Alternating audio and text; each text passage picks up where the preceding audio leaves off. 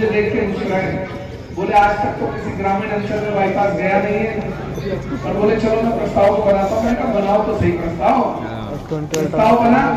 राजस्व को गया, फॉरेस्ट को गया, IIT को गया, कैमरे लगे, दिल्ली गया। 6 महीने में मैं बाईपास स्वीकृत करा लाया, आधा बन चुका, आधा 2 महीने में तैयार हो गया। कानपुर विधानसभा 3 तरफ तटबंध गंगा नदियों से घिरी गई, एक तरफ गंगा जी, एक तरफ बाणगंगा और एक तरफ सोलानी नदी। और जब ये तीनों टूटते हैं तो कानपुर विधानसभा डूबती है। इस बार जुलाई में डूब गई थी।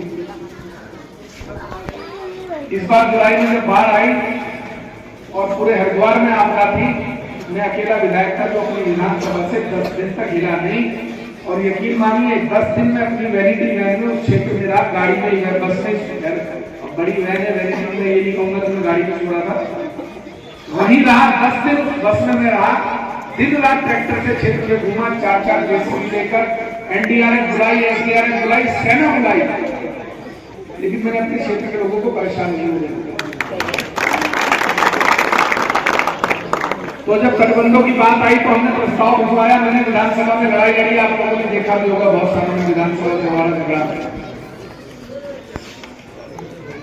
पहली बार सतपाल महाराज जी जैसा मंत्री जो नाक पर मक्खी नहीं बैठने देता, कानपुर विधानसभा में खुद आया, सारे तटबंधों का निरीक्षण किया। 178 करोड़ का प्रस्ताव दिल्ली गया। गंगा फ्लड कंट्रोल कमीशन के अध्यक्ष कानपुर विधानसभा आए और 225 करोड़ के तटबंध स्वीकृत कर दिए।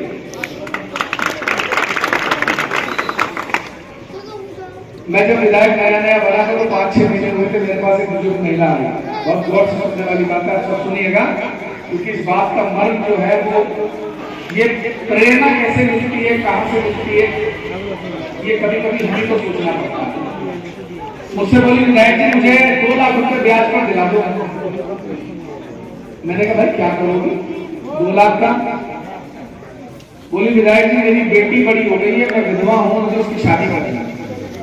तो मैंने कहा भाई ब्याज कैसे चुकाओगे? 2 लाख का 4,000 का महीना ब्याज। बोली विधायक जी 1500 रुपए पेंशन आती है, 2,500 रुपए कमा लेते हैं। उनका पेंशन तो 2-3 महीने में एक बार आती है, इकट्ठी थोड़ी आती है। बेचारी बुजुर्ग औरत थी, घबरा गई, फिर अचानक से बोली, मैंने कहा अच्छा मूल कैसे चुकाओगी? मुझे मैं भी जानना चाहता था उनसे सारी बात, उन्हें लग रहा था विधायक जी पैसे दे देंगे।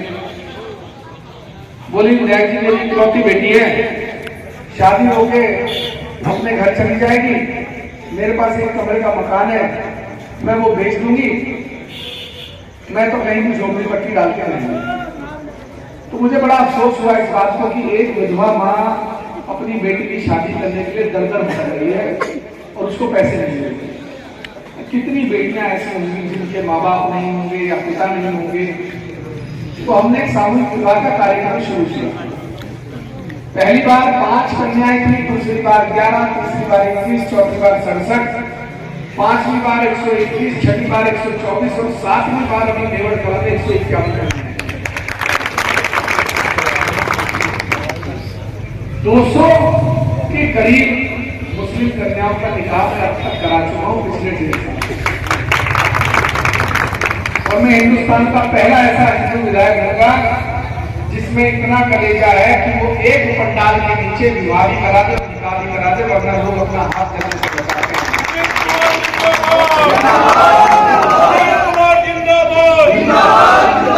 सारी पार्टी देख ली। तो जब 67 कन्याएं थी तो 27 मुस्लिम थी।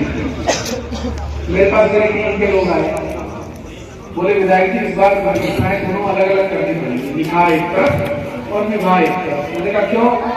बोले साहब 25 से 30 हजार हिंदू मुसलमान इकट्ठा होने की आशंका है और साहब मामला गड़बड़ हो जाएगा। क्यों गड़बड़ हो जाएगा भाई? बोले साहब दंगा हो जाएगा। मतलब मैंने कहा हिंदू मुसलमान एक जगह इकट्ठा होगा तो दंगा ही होगा।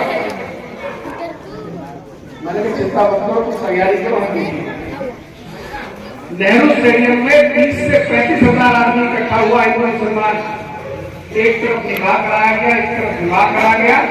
विवाह में मुफ्ती रियासत साहब, मुफ्ती मासूम साहब और हमारे कारी साहब और उलेमा शामिल हुए। और निकाह में हमारे संत शामिल हैं। बहुत बढ़िया।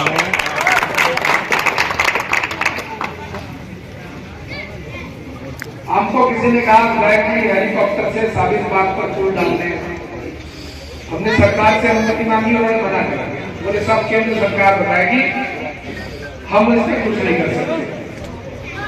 15 दिन की मेहनत के बाद मैं केंद्र से अनुमति लेकर आया और सारे विभागों से, और मैंने हेलीकॉप्टर से 3 दिन जाकर साबित बात पर चोट कर सका।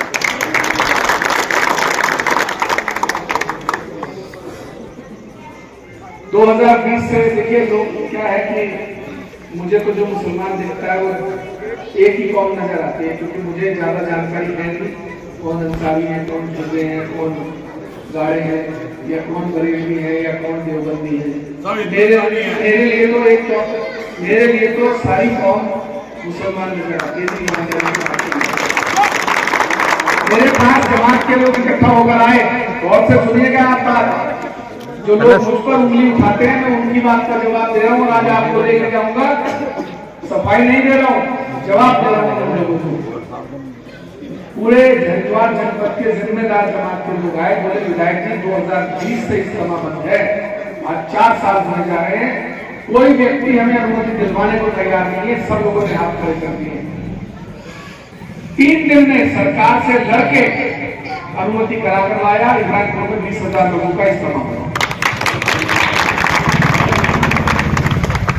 टाटा दलाल में घटना हुई। ग्रामीण भारत बुलंद आवाज के साथ।